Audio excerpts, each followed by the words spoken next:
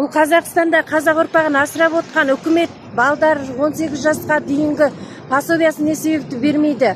Не себепті ажырасып кеткеннен кейін әкелеріне алимент қарызды сот орындаушылар уақытында төлеткізіп бермейді? Не себепті борышкерлерді подставить етіп тапқан табысын жейді? Не себепті қазақты асырап отқан ананы азаматтығын әпермейді, сен Өзбекстан азаматысың деп құқығымызды қорғамайды? Не себепті орынсыз штраф салады? Не себепті алдын алмайды?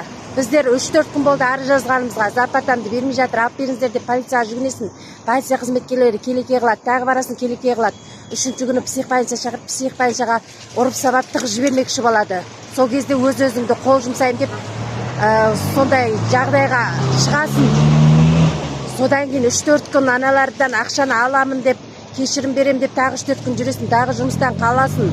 Сонда біздердің балдарымызды кім асырайды? Қазақстанға көшкендер деді, Қазақстанға көшіп келді, қазақтың ұрпағын тудырды, қазақтың ұрпағын асырап отқан аналарды жұмыстан қудырып, еңбекақын бергізбейді, осындай кідіргілерге тап қылдырады, ешқандай көмек жоқ жан-жақтан.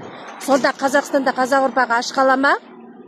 Қане халық, сөйлеңіздерші. Сіздерге адамдар, қиналып қалған адамдарға ақша беріңдер дейді, бересіздер. Мешіт салып жатырмыз, мешітке ақша бер дейді, бересіздер.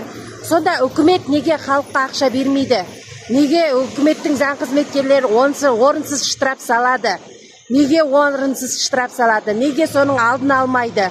Адам өлімі болғанша олар алдын алмайды. Өздері, полиция қызметкерлерінің өздері адам өлімін қолдан жасап отыр. Соған апарып отыр, агрессияға салып отыр адамдарды.